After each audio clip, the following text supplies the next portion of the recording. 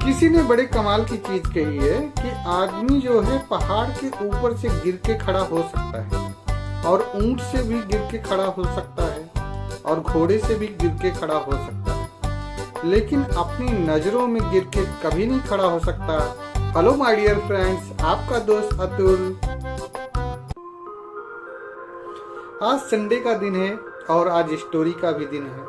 तो आज मैं आपको एक राजा की कहानी सुनाऊंगा। एक राज्य में एक राजा था, बहुत अच्छा राजा था, और उसके पास में एक सेनापति था, बहुत बलवान और तलवारबाज एक नंबर का। उसने अपने ही अकेले के बलबूते राजा को कई लड़ाइयां जीत के दी, कई राज्य को जो है जीता था। तो कुछ समय बाद में वो सेनापति धीरे धीरे बूढ़ा होने लगा। तो राजा को चिंता सताने लगी कि अगर ये बूढ़ा हो जाएगा तो फिर क्या होगा। मेरे राज्य में दूसरा कोई सेनापति, दूसरा ऐसा स्ट्रांग है नहीं। तो ये बात उसने सेनापति को बताई।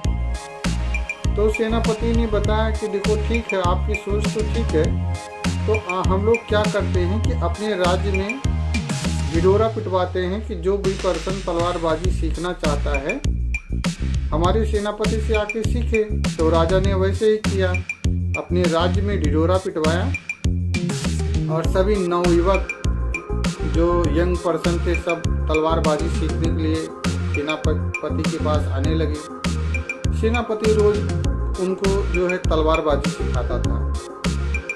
अब सेनापति रोज नवयुवकों को तलवारबाजी सिखाता था। सब लोग बहुत अच्छे से मन लगा के सीखते थे, लेकिन उन सभी शिष्यों में एक शिष्य बहुत चालाक था। वो बोला कि अभी सेनापति से तो मैंने 3-4 महीने का ट्रेनिंग ले लिया है, तो मुझे सब कुछ आ गया। उसको बोला कि मुझे सब कुछ आ गया। उसने राजा से जाके बोला कि राजा आप मुझे सेनापति बना दो, अभी ये बुढ़ा हो गया, अभी क्या करेगा जो है। तो राजा ने कुछ सोचा और बोला ठीक है, कल आओ, कल बात करते हैं। वो नवयुवक कल जो है राजा के पास फिर से गया। राजा ने कहा ठीक है, तुमको सेनापति बना दिया जाएगा, लेकिन तुमको अपने गुरु के साथ में कंपटीशन करना होगा। तो ये बात जो है सेनापति के पास में पहुंची। तो सेनापति ने कुछ देर सोचा, उसके बाद में बोला कौन ऐसा शिष्य है जो रेडी हो गया है। बोला अच्छा कोई बात नहीं, ठीक है, मैं कंपटीशन के लिए तैयार हूँ। अब ये बात सुन के उसका शिष्य दंग रह गया कि इतना बुढ़ा आदमी और मैं अभी यंग हूँ, मैंने सब कुछ सीख भी लिया है, इसने जरूर ना जरूर कोई बात मुझसे छुपाई होगी। अभी उसको ये चिंता खाई जा रही है। वो अपने जो है गुरुजी के देखता कि ये क्या एक्टिविटी करते हैं, क्या करते हैं, रोज सवेरे उठ के जाके देखता।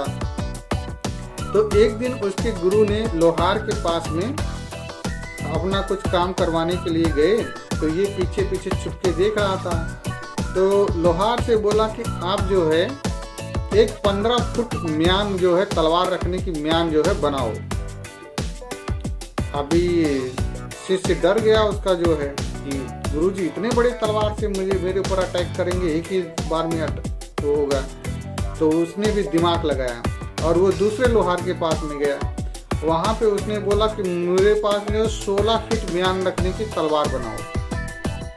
तो वो 16 फीट म्यान की म्यान बनवा लिया तलवार रखने के लिए। अब अगले दिन कंपटीशन था, इन दोनों का फाइट था। तो गुरुजी भी आए और जो है शिष्य भी आया, सब अपनी बड़ी बड़ी तलवार लेके आए। तो कंपटीशन स्टार्ट करने के लिए 1 घंटा बजाया गया। दोनों में कंपटीशन स्टार्ट हुआ। अब वो जैसे 16 फीट तलवार निकालने की कोशिश कर रहा कि म्यान से पूरी तलवार निकले, तब तक इसका गुरु जो है इसके पास में 4 फीट की तलवार थी, फटाक से निकाल के उसे गर्दन पे रख दिया। अब इस शिष्य बहुत शर्मिंदा हुआ कि मैंने अपने गुरु के साथ में गलत किया, मेरे अंदर अहम की भावना आ गई थी। तो इसके बाद में जो है गुरु ने उसको माफ़ किया और कहा कि कभी भी अपने गुरु के साथ में धोखा नहीं करना चाहिए, कभी भी अपने सिखाने वाले के साथ में धोखा नहीं करना चाहिए और अहम की भावना नहीं रखनी चाहिए।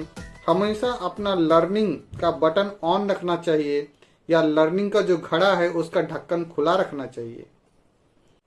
मॉरल ऑफ द स्टोरी ये है कि अपने अंदर अहम की भावना नहीं लानी चाहिए और हमेशा अपना लर्निंग बटन ऑन रखना चाहिए, लर्निंग का घड़े का ढक्कन खुला रखना चाहिए और जो पर्सन सिखा रहा है उसके साथ में कभी चीट नहीं करना चाहिए, धोखा नहीं करना चाहिए। Keep learning, keep growing. कर दिखाओ कुछ ऐसा कि दुनिया करना चाहे आपके जैसा।